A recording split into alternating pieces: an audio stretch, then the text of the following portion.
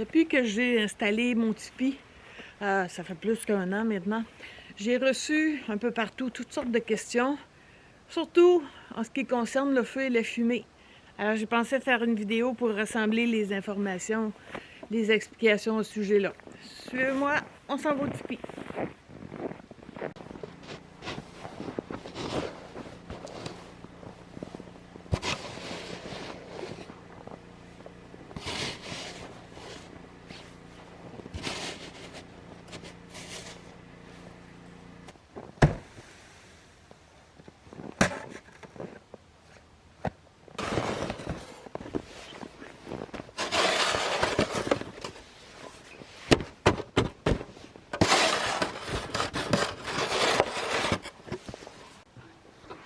Comme vous voyez, il reste toujours une ouverture entre les deux pans de la porte, encore plus en hiver parce que c'est très humide, alors ça tend la toile. Mais en la gardant la doublure fermée, ça évite que la pluie ou la neige pénètre à l'intérieur.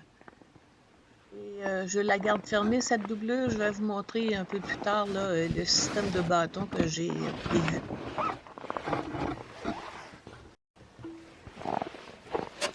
À côté de la porte, on a les mâts de fumée. Alors c'est important en hiver de s'assurer qu'ils sont toujours dégagés, qu'ils ne vont pas être pris dans la glace. Et puis, regardez pourquoi il faut absolument que le périmètre soit dégagé.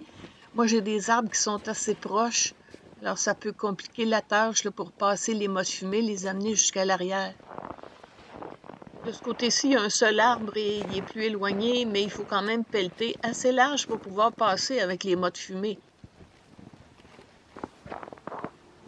Quand le premier mât est déplacé, on ouvre le volet de fumée avant de déplacer l'autre mât et on peut fixer le bas des volets avec une corde pour leur donner une orientation, surtout par journée de grand vent ou s'il pleut très fort avec un angle. Il faut y penser quand on installe le tipi parce que la porte est vis-à-vis la trappe de fumée. Comme les vents dominants viennent de l'ouest, il faut l'orienter vers l'est. Il n'y a rien de spécial à faire, mais en hiver, il faut s'assurer de garder le bas du tipi bien dégagé. On voit que la toile extérieure ne va pas jusqu'au sol, alors il faut enlever la neige qui se trouve entre les deux toiles. L'espace d'air entre ces deux toiles-là qui va permettre une bonne aération, une évacuation de la fumée. Donc la toile intérieure, on voit qu'elle, elle touche au sol. Les volets sont ouverts, oui, il y a un petit peu de neige ou de pluie qui peut entrer, mais dès qu'on fait un feu, le problème se règle de lui-même. Regardez ici, là, on a eu vraiment beaucoup de neige. Il y en a un peu qui est entré dans le foyer, mais pas autour, donc ça indique que le foyer est à la bonne place vis-à-vis de la trappe. Pour avoir une bonne évacuation de la fumée, là, il faut vraiment que la porte soit fermée. Rabat les pans de la porte vers l'intérieur. C'est pas nécessaire de l'attacher parce que je vais fermer la doublure. Donc, pour que ce soit plus simple d'attacher la doublure au lieu de nouer chaque petit cordon, j'ai passé un bâton en permanence. Je glisse le bout ici. Ça le coince. Et pour le haut, j'ai mis un élastique ici avec une boule. Alors c'est facile à attacher.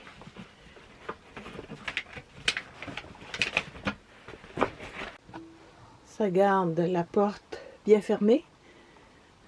Pour une sortie d'urgence, c'est facile. J'ai ça de faire.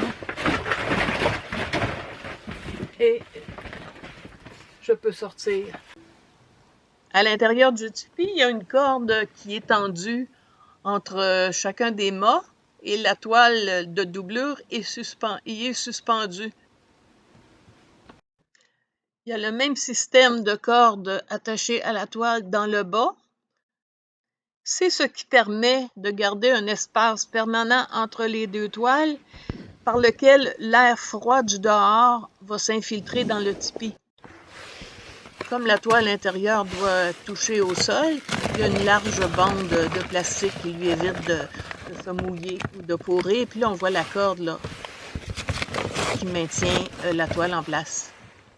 Et pour s'assurer que l'air ne va pas pénétrer par le bas, ben, on place des grosses pierres sur la toile pour la maintenir au sol. Vous vous souvenez de la roche plate que j'avais mis pour boucher l'extrémité du tuyau qui permettait une entrée d'air? Ben, il n'y a plus de tunnel. J'ai enlevé le tuyau. J'en ai vraiment pas besoin. Ben, ça m'a permis d'enlever le vilain tuyau de PVC qu'il y avait ici.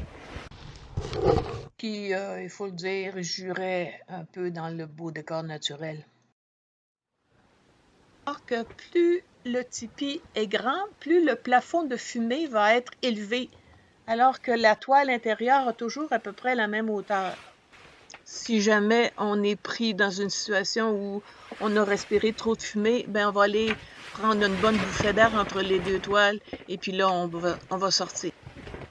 Mon tipi fait 12 pieds et demi de diamètre, 3 mètres 80, et c'est le minimum pour qu'on puisse faire un feu, sinon le plafond de fumée va être trop bas.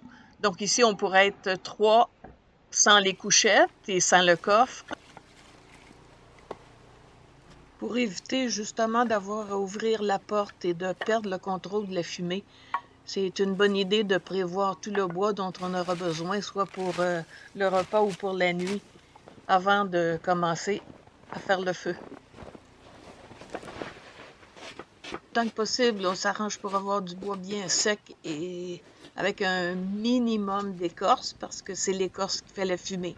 Mais vous voyez, là, comme ça monte bien, tout à fait vers la trappe de fumée. Par la différence de pression qu'il y a entre l'air chaud du feu et l'air frais qui est de l'autre côté de la doublure. Si les flammes baissent trop, il va y avoir plus de fumée, alors on ajoute du bois sec. Dans le temps de le dire, la fumée disparaît au profit de la flamme. Ce tout petit feu, en 10 minutes, on est passé de -9 à -3. Si on fait un vrai feu, il va facilement faire 20 degrés à l'intérieur.